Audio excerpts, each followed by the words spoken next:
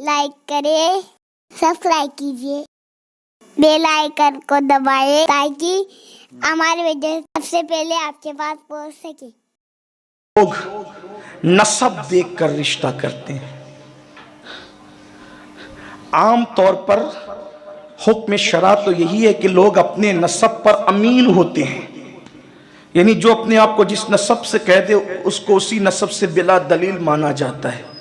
लेकिन कोई ज़रूरी है कि बताने वाला सही बता रहा हो? अच्छा, बताने वाला सही बता रहा हो, लेकिन कभी कभी ऐसा होता है कि बहुत सारे ख़ानदानों में कोई औरत खयानत कर देती है तो नस्ब मुनक़ते हो जाता है। तो नस्ब की बुनियाद पर रिश्ते करने वालों, अल्लामा जामी कहते बंदे इश्क शुदी तर्क नस्ब कुन जामी के फुला इब्ने फुला चीज़े नीस्त। इश्क का बंदा बन और नस्ब को तर्क कर।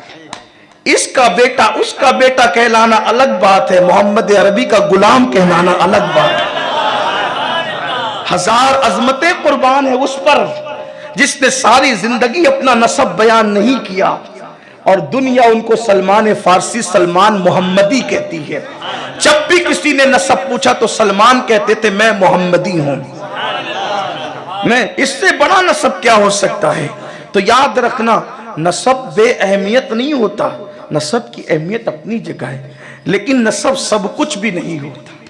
इसलिए सिर्फ नस्ब देखकर कि हमारी बिरादरी अरे बिरादरी क्या।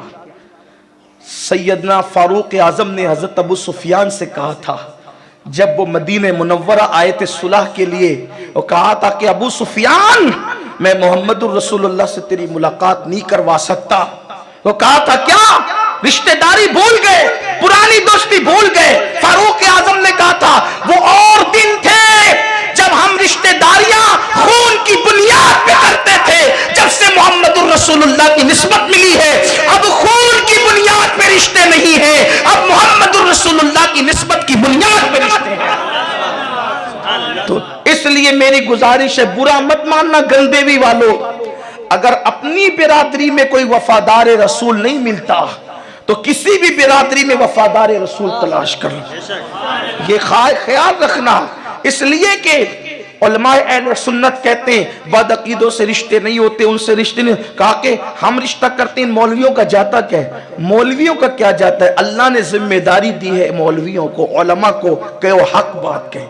और इसमें उलमा का क्या फायदा है? आसान सी बात इतनी है कि जो लड़की अल्लाह रसूल की वफादार न हुई, तुम्हारी बहू बन के आएगी तो वो तुमसे क्या वफा करेगी? जो अल्लाह रसूल से वफा ना करे, तुम्हारी बीवी बन के आएगी तो तुमसे क्या वफा करेगी? जो दामाद अल्लाह रसूल का वफादार न हुआ, तुम्हारा दामाद बनकर आएगा तो वो तुमसे क्या वफा करेगा? इसलिए कि ये देखो कि वो वफादार रसूल है कि नहीं है। अगर वफा है तो रिश्ता करने में कोई हर्ज नहीं, और अगर वफा नहीं है तो रिश्ता जोड़ना तो दूर की बात है। इस्लाम तो कहता है पिदर मादर बिरादर जानो माल उन पर फिदा कर, नबी से जो हो बेगाना उसे दिल से जुदा कर दे, पिदर मादर बिरादर जानो माल उन पर फिदा कर दे। रिश्तेदारी देखो, बिल्कुल देखो, लेकिन उससे पहले दीनदारी देखो, उससे पहले दीनदारी देखो। अच्छा, आजकल ये भी बात चली है कि यार जरा दूर से ढूंढते हैं, नई रिश्तेदारी में जाते हैं।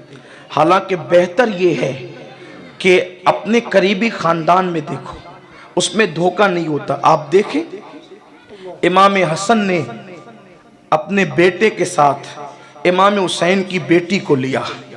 इमाम हसन के बेटे हजरत इमाम हसन मुसन्नफ, इमाम हुसैन की बेटी सैयदा फातिमा सुगरा, दोनों का निकाह हुआ। उनसे जो शहजादे पैदा हुए उनको कहा गया अब्दुल्ला अल महज। ये रूबे जमीन का पहला सैयद है जिसको नजीबुत तरफैन होने का शरफ हासिल है। जमीन के ऊपर हसनी हुसैनी ये पहला सैयद है। और फिर अब्दुल्ला अल महज के बेटे हुए, अब्दुल्ला अल महज के बेटे मूसा अल जोन, उनके बेटे हुए हजरत सैयदना अब्दुल्ला, उनके बेटे हुए हजरत मूसा अल सानी, उनके बेटे हुए हजरत दाऊद, उनके बेटे हुए सैयद मोहम्मद, उनके बेटे हुए हजरत अब्दुल्ला अल जीली उनके बेटे हुए, हजरत याहिया जाहिद उनके बेटे हुए, हजरत अबू साले मूसा जंगी दोस्त और उनके बेटे हुए शेख अब्दुल कादिर जिलानी। ये है उनका शजरे नसब अब्दुल्ला अल महज रदियल्लाहु तबारक, ये उनकी औलाद में गौसुल आजम दस्तगीर है। तो इमाम हसन के बेटे और इमाम हुसैन की बेटी, ये रिश्ता हुआ।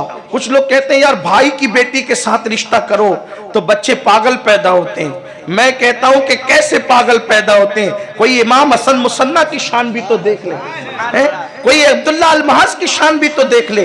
तो मेरे प्यारे आका ने सलाम के प्यारे दीवानों, ये तोहमात परस्ती है। फिर उसके बाद देखें हजरत सैयदना सिद्दीक अकबर रदियल्लाहु ताला अन्हु के बेटे हजरत सैयदना मोहम्मद इब्न अबू बकर और उनके सिद्दीक अकबर के दूसरे बेटे हजरत अब्दुल रहमान इब्न अबू बकर और फिर अल्लाह अकबर हजरत मोहम्मद इब्न अबू बकर के बेटे और जनाब अब्दुल रहमान इब्न अबू बकर की बेटी, इन दोनों के साथ जो निकाह होता है उससे एक लड़की पैदा होती है और उस लड़की का नाम उम्मे फरवा होता है और उम्मे फरवा से जो बेटा पैदा होता है उनको दुनिया इमाम जाफर सादिक के नाम से पहचानता है।